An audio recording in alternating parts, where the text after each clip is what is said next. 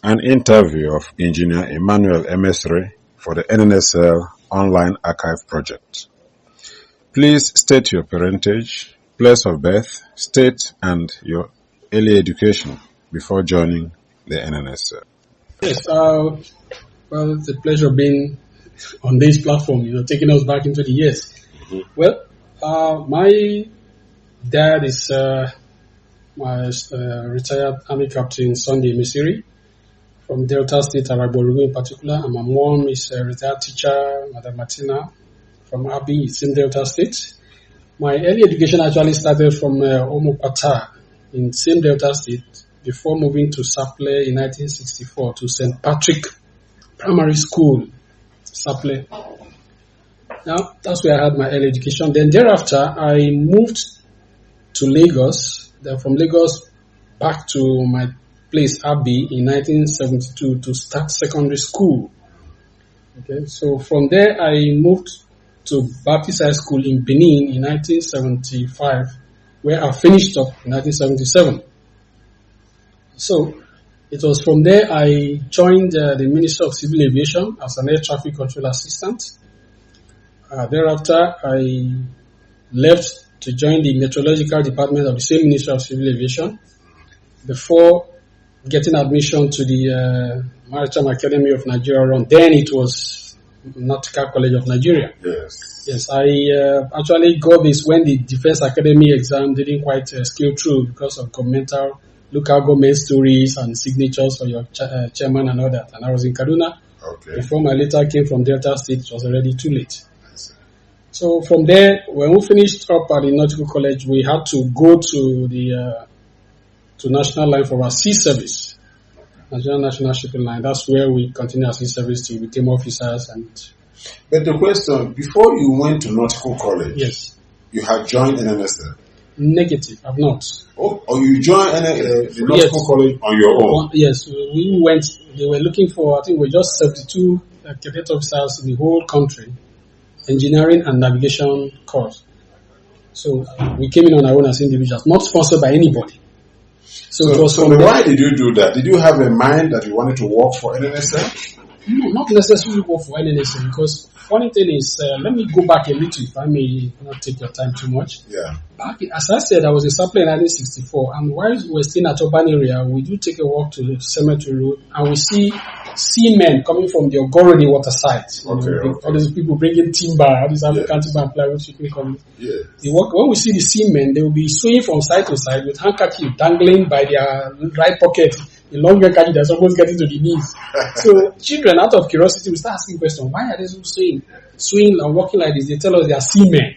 Okay. And they are doing that because the sea is always rough, so they are always swaying from side to side. I see. So curiosity will make us follow them, and then only for us to find that they end up at California California Hotel. Okay. And before you know it, you see two girls on the left, two on the right. They are buying this Guinness and drinking. And how much was the Guinness there? 4 pence, a bottle of Guinness. Yeah. So that actually remained in my memory. When I went to the Nautical College then, Maritime Academy now, it occurred to me that the life I'm going to live on board is what I saw in Saple. And that guided me that I would never want to be like those kind of people I saw. I didn't know any difference between officers and region. All I know is seaman is a seaman. Okay. So that actually affected or greatly affected my perception of the job and how I fitted in. It actually helped me because as of 1984, I had to get married because I told my mom I'm going to get married. I don't want to go to sea and be messing up. Okay. So I got married 83 actually, and I got my first baby 84. So when you finished at Oron, yes, how did you eventually enter into NNSL? When I finished at Oron, that 84, National Shipping Line, by agreement with Nigerian government, asked them to take us on board as cadets. Okay. You remember the days of River Andoni and River Mada, the training cadet ships, two training cadet ships.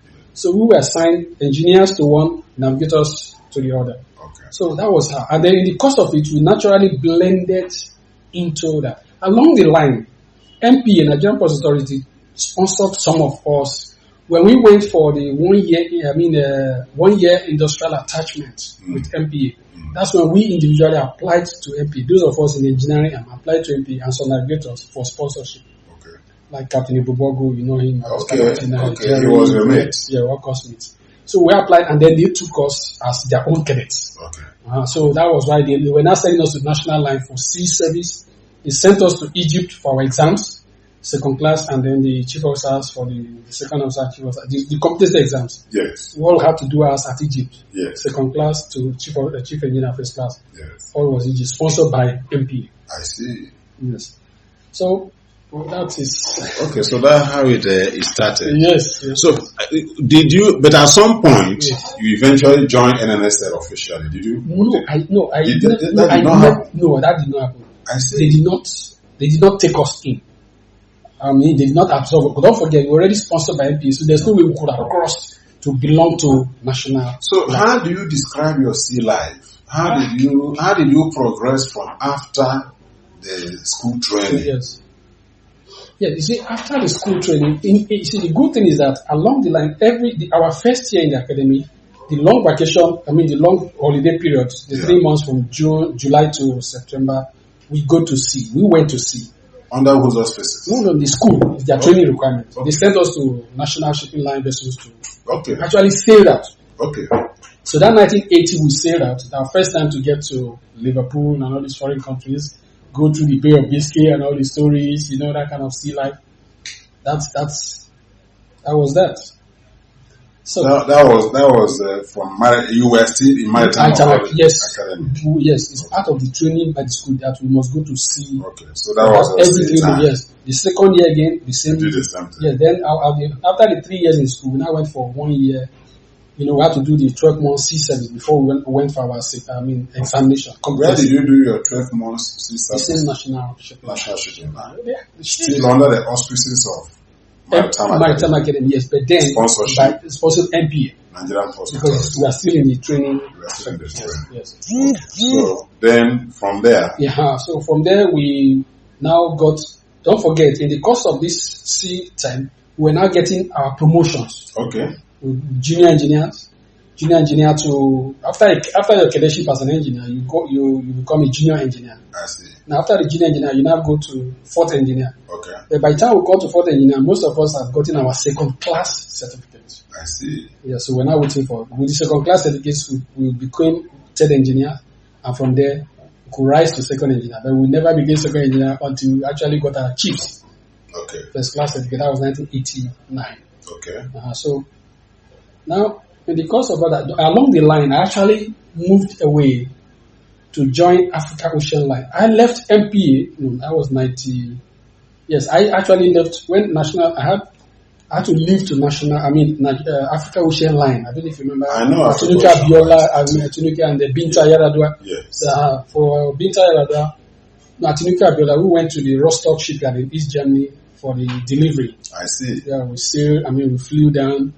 Brought the ship back to Nigeria. It was launched at was it Tinkan of Papa there by Abiola and the Yaradu, all this kind of thing. So that means that you were not employed. Yes, by Africa Ocean Lines. Yes, as at that time we were not paid by Africa Ocean because we all had left the service of MPA. How did you leave the service of MPA? Did you resign? No, the service of MPA means it's not as if I've left MPA per se, but my sea experience life is so that I could go there and get my sea qualification because the idea of NPA was to take us to the highest class. It was at no cost to them for us to gather this experience because they were not paying us to go on board. We went on at the end of all this sea service, I returned back to NPA. Okay.